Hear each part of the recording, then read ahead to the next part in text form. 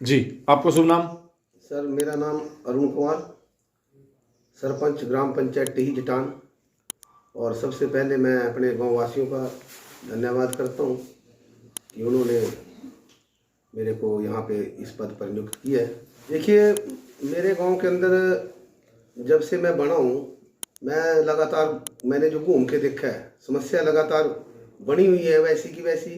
क्योंकि चाहे मैं स्कूल का सवाल है, चाहे वो आंगनबाड़ी का सवाल है, उसके अंदर भी मतलब स्कूल की भी हालत बहुत खस्ता है। वहाँ पे बाथरूम वगैरह ठीक नहीं है। तो मैं स्कूल के बारे में ख़ास तौर से सरकार से कहना चाहूँगा कि इसके लिए हमारे गांव को सहयोग करें, ताकि स्कूल को अच्छे तरीके से डेवलपमेंट किया जा सके और बच्चों को बेहतर शिक्षा मिल सके।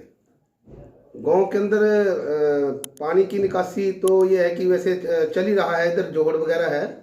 तो बाकी तो आगे कोशिश करेंगे जैसा अगला पड़ाव आएगा। और इसके साथ साथ जो गांव के अंदर जो फिरनी है, जैसे गलियाँ वगैरह बनी हुई हैं, लेकिन वो बाहर की जो फिरनी है हमें बहुत ही खस्ता हालत में है। और मतलब बीच में कई बार जैसे पाड़ दी गई थी नाले की वजह से, लेकिन उनका जो है ना रिपेयरिंग नहीं ठीक है, तो वो भी हालत ख़राब है गाँव के अंदर।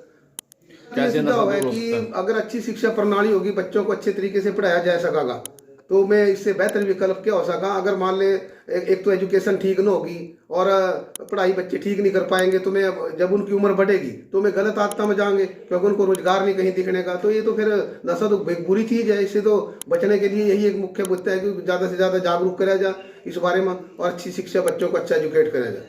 मैं गाँव वासियों को जब से मैं अभी 1-2 महीने का टर्म होया बना हूँ, और उसके बाद मैं गांव में अक्सर चक्कर लगाता हूँ, फिरता हूँ, लोगों से मिल के मैं अपना ये मतलब काम करता हूँ। कि कोई गांव में स्टेडियम नहीं है ना, यहाँ पे कोई पंचायती भूमि है, लेकिन वही है कि मैं चाहूँगा कि अपने नौजवान साथियों के लिए कोई सामान वगैरह दिया जा सके, जैसे किटें वगैरह, और कोई जिम की व्यवस्था हो जाए इनके लिए, जिससे मैं गलत आदत माना पड़ा बच्चे। तो इस तरीके का मतलब विकास हम चाहेंगे, कोई हेल्थ सिस्टम हो यहाँ पे। सरकार प्रशासन सहयोग करागा, इतनी तो हमारी पंचायत में इनकम ही नहीं है। क्योंकि अगर तो कोई पंचायत में इनकम का साधन होता है, जैसे कोई पंचायती लैंड हो, यहाँ पे तो ऐसा कुछ नहीं है। तो मैं तो सरकार से रिक्वेस्ट कर सकूं भी अगर सरकार इसमें सहयोग करागी, तो मैं बेहतर तरीके से काम कर पाऊंगा अपने गाँव वासियों के लिए।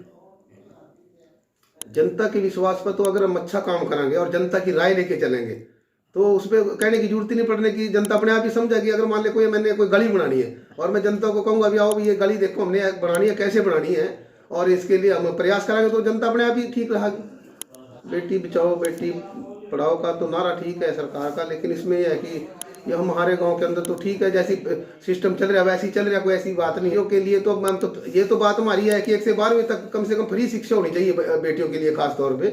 और आगे तो कोशिश रहेगी कि बीए तक भी होनी चाहिए इनकी। और इनके जो एजुकेशन सिस्टम है, जैसे मान ले गांव के आसपास कोई स्कूल है, ज़्यादा दूरी पाना हो, तो उन स्कूलों का अगर डेवलपमेंट किया जा सका, अगर कोई 5वीं का उसको 8वीं को किया जा सका, जिससे मतलब बेटियां ज़्यादा से ज़्यादा पढ़ सकें और अपनी रक्षा कर सकें। काम है, गलत काम तो करनी ना चाहिए। अगर ऐसी तरीके से बेटियों के साथ होता रहा तो फिर तो माँ बाप भी इस चीज़ से डरेंगे। लेकिन मेरा तो ये राय है कि बेटियों को हमने एजुकेट करना चाहिए, परिवार वालों को भी उनको एजुकेट करना चाहिए, और हर तरीके से मतलब समझाना चाहिए कि मैं अपनी सुरक्षा भी कर सका। लड़कियां मतलब इसमें कोई दिक्कत नहीं है, लड़कियों को एक्टिवेट होना चाहिए इसमें, और भी ज़्यादा अच्छी बात है, और शिक्षा देनी चाहिए। तो यही सुझाव है कि बेटियों के लिए एक मतलब कि शिक्षा फ्री हो, चाहे वो 5वीं तक हो, 8वीं तक हो, जहाँ भी जैसा स्कूल है, और उनको स्कूल के अंदर भी मतलब एजुकेट कराया जाए। सुरक्षा की बात तो ये है कि मतलब कि लड़कियों के लिए एक अच्छे से कानून बनाया जाए। और वैसे तो कानून सख्त बन रहे हैं, लेकिन वो कानून कागजात तक ही सीमित हैं, जबकि वो कानून बनने के बावजूद भी लड़कियों की सुरक्षा नहीं है, एक बड़ा चिंता का विषय है। तो उनका कानून उनके ऊपर इम्प्लीमेंट होना चाहिए, और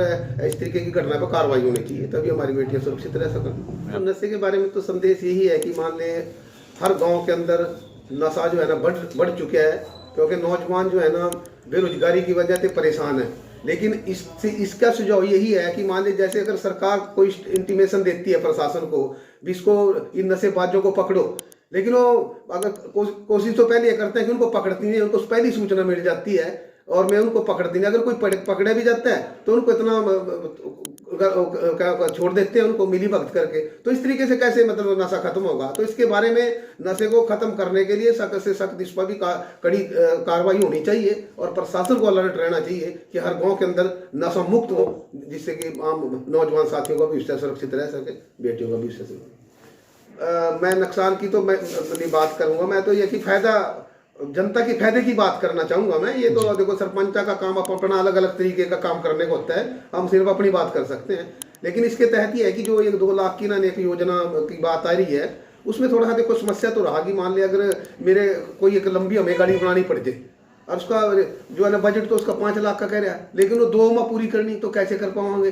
तो उसमें तो फिर मतलब ठीक नहीं है। तो मेरी तो यही इसमें प्रेयर रहा कि तो इसको सरकार ने इसको थोड़ा इसमें बढ़ाना चाहिए। मतलब तो ई ट्रेडिंग के कारण जो है ना, जो हरियाणा के अंदर विरोध हो रहा है, तो इस बारे में तो मैं सरपंचों के हम साथ हैं, हमारा संगठन साथ है सारे।